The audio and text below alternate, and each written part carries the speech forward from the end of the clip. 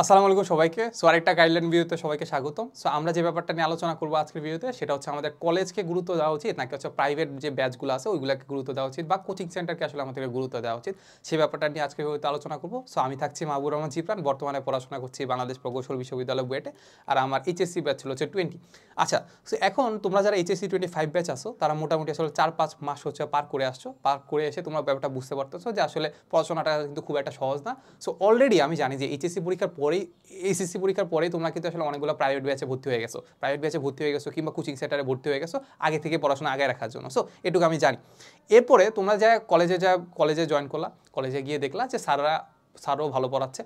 So এখন তুমি চিন্তা করতেছো যে ধরো এমনও হইতে পারে বিভিন্ন এলাকায় আছে যে স্যাররা খুব একটা ভালো পড়ায় না, কিংবা হচ্ছে দেখা যায় যে প্রাইভেট ব্যাচে খুব ভালো পড়াচ্ছে না, বা প্রাইভেট ব্যাচে খুব ভালো পড়াচ্ছে স্যারও, আবার অন্যদিকে আবার ওই স্যারও ভালো পড়াচ্ছে।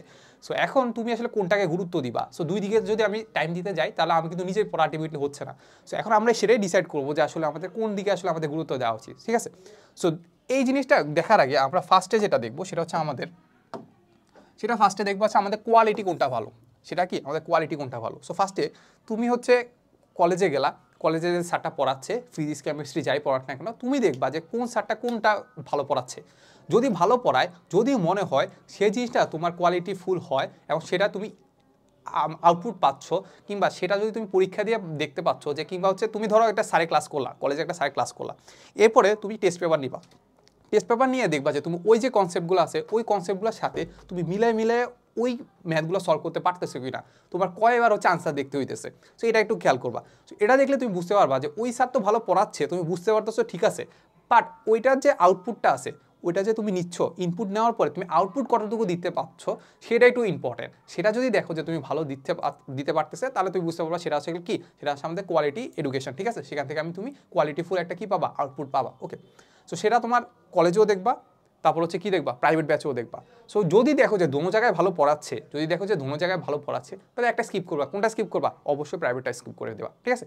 আবার যদি দেখো যে কলেজে খুব একটা ভালো পড়াচ্ছে না, পড়াচ্ছে হচ্ছে প্রাইভেট ব্যাচে, তাহলে কি করবা, প্রাইভেট ব্যাচটাও রাখবা, কলেজেও রাখবা। বাট তখন তোমাকে কি করতে হবে, কলেজে যে যে জিনিসগুলো আছে সেই জিনিসগুলো মানে যে টাইমটা তুমি ওয়েস্ট করার কথা, ওয়েস্ট করতেছো, সেটা একটু ইউটিলাইজ করার ট্রাই করবা, ঠিক আছে? সো এটার জন্য আমি হচ্ছে, যদিও এটা অসাধু উপায়, তাও বলি যে আমি নর্ডেম কলেজে ছিলাম। সো নর্ডেম কলেজে আমি যখন যাইতাম তখন আমি দেখতাম যে স্যাররা খুবই ভালো পড়ায়, বাট হয়তো আমার কারণে, আমার দোষের কারণে হয়তো আমি ক্লাসে খুব একটা মনোযোগ দিতাম না, আমি ক্লাসে যেয়ে ঘুমাই যেতাম। বুঝছো, আমি ক্লাসে যেয়ে ঘুমাই যেতাম কেন? এটা একটা বড় রিজন হচ্ছে, আমি নর্ডেম কলেজে যখন আসি তখন হচ্ছে আমি কাইন্ড অফ আগে মাম্মাস বয় ছিলাম, ঠিক আছে? কারণ হচ্ছে আমাকে আব্বু আম্মু প্রায় স্কুল পর্যন্ত দিয়ে আসতো, ঠিক আছে? কখনো একা ছাড়তো না। সো আমি নতুন ঢাকায় এসে সব কিছুর সাথে খাপ খাওয়াইতে আসলে খুব কষ্ট হচ্ছিল। সো এই জন্য দেখা যেত যে আমি আসলে রাতে খুব একটা ঘুমাইতাম না। সো ক্লাসে গিয়ে ঘুমাই যেতাম, বুঝছো, ক্লাসে গিয়ে ঘুমাই যেতাম।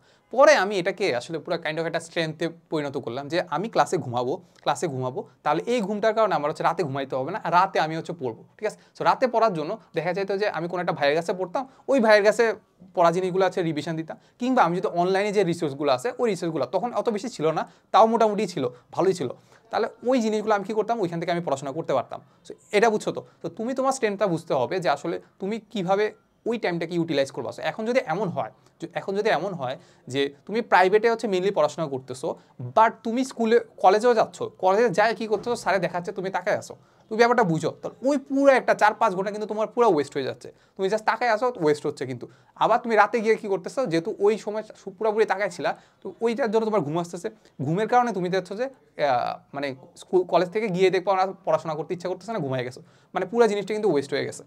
এখন তুমি চিন্তা করবে যে তুমি আসলে কীভাবে এটাকে মানে স্ট্র্যাটেজিক্যালি সাজাবো আর কি। আচ্ছা, সো যেটা বললাম যে ফার্স্টে হচ্ছে তোমাকে কোয়ালিটি এনশিওর করতে হবে।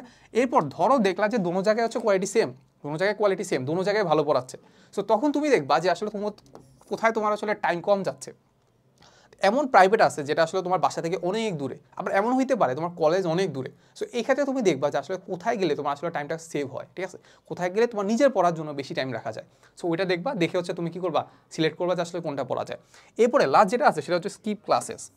যেটা আমি বললাম যে আমি আসলে নর্ডেম কলেজে যদিও অনেক ভালো পড়াই, আমি একদমই বলবো যে অনেক ভালো পড়ায়, বাট আমার দেখা গেছে কি আমি হচ্ছে এমনভাবে আমার জিনিসগুলোকে সাজাইছিলাম যে আমি আসলে আমার যে প্রাইভেট ব্যাচ, আমি যে একজন বুয়েটের ভাইয়ের কাছে পড়তাম, সো ওনার কাছে হচ্ছে আমি পুরো জিনিসগুলো আসলে কী করতেছিলাম, মানে সব কিছু একবারে নোট যা আছে কিনা ওনার কাছে আমি সব কিছু পড়তেছিলাম।